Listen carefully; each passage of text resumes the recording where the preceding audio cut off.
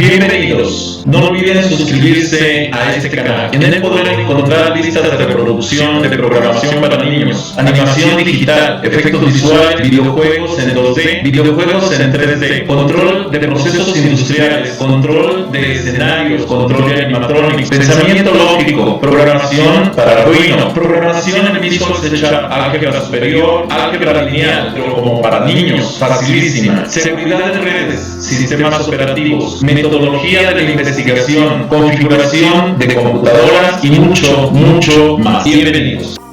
Objeto de la investigación y clasificación de las investigaciones. Vamos a hablar sobre lo que es el objeto, no el objetivo, y sobre la clasificación que debemos considerar cuando se desarrolla un protocolo de investigación. Objeto. Pongamos atención aquí. Objeto. Esto es proceso en el cual está nuestro tema de investigación. ¿Sí? Vuelvo a insistir, y esto nos da mucho trabajo de pronto comprenderlo. El objeto, si no es el objetivo, el objeto es el objeto científico que incluye nuestra investigación.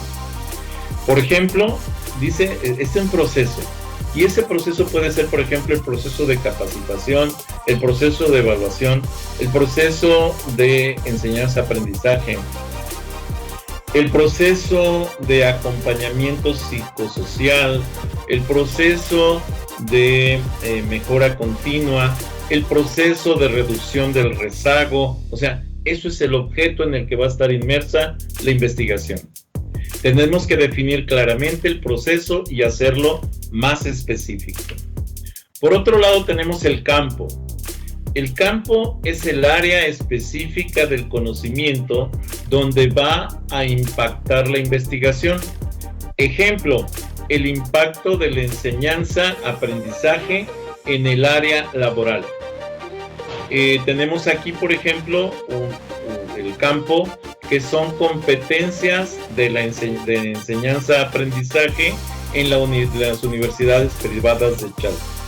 Entonces, ese es un campo de investigación que vamos a estar analizando qué competencias de enseñanza-aprendizaje se imparten, se analizan, se evalúan en las universidades privadas de Chalco. Ese es un campo de investigación. La investigación es retrospectiva parcial. ¿Qué significa esto? Retrospectiva parcial significa que surge de registros que existen desde el pasado. Por eso es retrospectiva.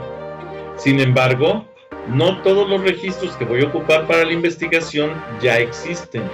Algunos los voy a tener que generar a partir de un punto de inflexión en el presente. Y ese punto de inflexión normalmente es la aplicación de una intervención psicopedagógica, pedagógica, psicológica, etcétera, para modificar el comportamiento de un grupo social. Estoy hablando de investigación educativa. Y entonces esos registros del comportamiento futuro de ese grupo social impactado es lo que nosotros vamos a utilizar, así como los registros del pasado, para llevar a cabo la investigación que nos ocupa. Y por eso se llama retrospectiva parcial, porque utiliza parte de la investigación del pasado, de los registros del pasado, y parte de los registros que van a desarrollarse hacia el futuro. Y por eso es retrospectiva parcial. El ejemplo es las clases impartidas a los alumnos de licenciatura, por ejemplo, en pedagogía. ¿Sí? Ahí tenemos un laboratorio psicosocial en el cual podemos aplicar una intervención psicopedagógica, pedagógica, social, etcétera, que nos haga modificar el comportamiento de ese grupo social. Entonces lo vamos a comparar contra lo que existía del registro en ese comportamiento de ese mismo grupo en el pasado. Y con eso vamos a tener un campo de investigación para un análisis y una determinación de una conclusión. Se realiza una evaluación de las clases a través del docente y con una observación. Esa sería una forma de llevar a cabo ese análisis. nuestra investigación es longitudinal. Bueno, a ver, aquí estaba hablando solamente de retrospectiva parcial, sin embargo, existen otros dos tipos de investigaciones y se los aclaro de una vez. La investigación que se conoce como retrospectiva, o sea, solo va a utilizar registros del pasado. Ejemplo, cómo se estudiaba en los grupos sociales de Tenochtitlán. Bueno, ahorita ya no hay ese tipo de estudio en esa área. ¿Por qué? Porque pues ya no existe ni siquiera la cultura como tal en ese sentido. Entonces, ¿cómo se estudiaba? ¿En qué época? Vamos a decir, 500, en el año 1500, ok, de nuestra era, de la era cristiana. Bueno, entonces se toman todos los registros que había de esos periodos, 10 años, 15 años, 20 años, 100 años. Esos registros que hay se analizan, se estudian, y esos registros, como son todos del pasado, ya no hay nada en el presente, entonces esos registros conforman una investigación retrospectiva de lo que ocurrió en algún detalle. Ahora, podemos decir, oye, ¿por qué la cultura mexicana actúa de la manera A? Y nosotros podemos decir, bueno, es porque en el periodo de 1700 se dio tal fenómeno y eso provocó que hubiera un cambio en el comportamiento social que nos llevaba a la situación actual. Entonces estamos observando un efecto y determinando la causa que provocó ese efecto, y esa es otra forma de clasificación. Y esto es cuando tenemos de efecto a causa, normalmente estamos hablando de investigaciones retrospectivas. Cuando hablamos de retrospectiva parcial o de prospectiva, normalmente estamos hablando de investigaciones de causa a efecto, o sea, los que van hacia el futuro. Muy bien. Entonces, la prospectiva, antes de pasar, la investigación prospectiva es la que va del presente al futuro. Los registros se van a generar, no existen en el pasado, entonces los genero nuevos y es prospectiva, hacia el futuro. Ok. Nuestra investigación es longitudinal. Las investigaciones longitudinales de investigación es un grupo de docentes, por ejemplo, en su labor dentro de una universidad en un tiempo específico. Vamos a decir un año. ¿Cuántas evaluaciones parciales realizo durante un año? A lo mejor 6, a lo mejor 4, a lo mejor 5, o sea, a lo mejor 8 o 10 o 12, una por mes, por ejemplo. Y entonces, ese es un registro, otro, a lo largo de un periodo de tiempo, y por eso se conoce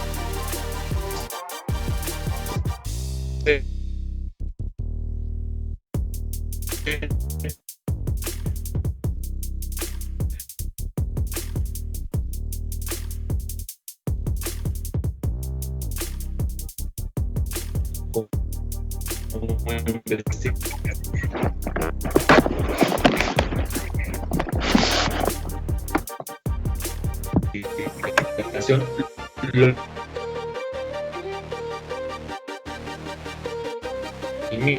Eso ya lo hemos visto, sí, ¿verdad? Vamos a ver. Ya. Es que le di al revés. Perdón, le di al revés a la flecha. En nuestro trabajo, las investigaciones pueden ser comparativas. Esto es, comparo un grupo de individuos a los que se aplica un experimento u objeto de investigación y se compara con otro grupo de individuos para verificar si el experimento generó o tuvo algún efecto en este. Esto normalmente se conoce como una investigación de tipo grupo testigo. A un grupo de similares condiciones le aplico una intervención, mientras que a un grupo de similares condiciones no le aplico esa intervención y verifico si la intervención que apliqué generó algún cambio, alguna respuesta en esa forma, y entonces genero ¿cómo se llama? Ese comparativo para verificar si la intervención aplicada sí tuvo efecto sobre esto. Lo que comentaba hace rato de causa-efecto. Se estudian las competencias, actitudes y aptitudes de los docentes frente a un grupo y se analiza el efecto que causa en los alumnos. Eso se llama causa. Yo causo algo, genero una intervención y mido su efecto de la intervención hacia el futuro, y entonces estoy generando una causa, que es la intervención, y midiendo el efecto que tiene en los estudiantes en el futuro. El siguiente es experimental. ¿Por qué es aquella en la que se diseñan experimentos y se controlan las variables? Aunque se realice en un medio natural o artificial, siempre existe la posibilidad, ojo, de manipular la variable independiente, ¿sí?, que son las consecuencias, que son las causas o los efectos, y medir hacia el futuro las variables dependientes, que son los efectos. Entonces, repito antes de salir de aquí, vamos a tener dos tipos de variables. Uno es la variable independiente y otra es la variable dependiente. La variable independiente corresponde a las variables que puedo manipular para modificar algún comportamiento. Y las variables dependientes son las que puedo medir para verificar qué tanto se movió. Entonces las variables independientes son la causa y las variables dependientes son el efecto. ¿Ok? Bueno, hasta aquí esta presentación. Bien.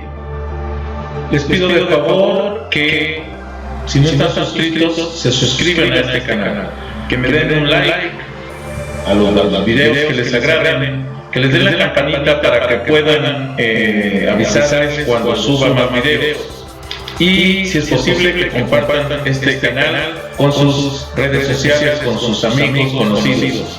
Recuerden que pueden seguirme en Facebook, pueden seguirme en propio Facebook con las páginas Biblioteca Valencia Tips para principiantes, Twitter, Tumblr, Pinterest, G5, LinkedIn. Los links de estas conexiones de estas redes sociales se los dejo en la descripción del video. Gracias por haber visto este video.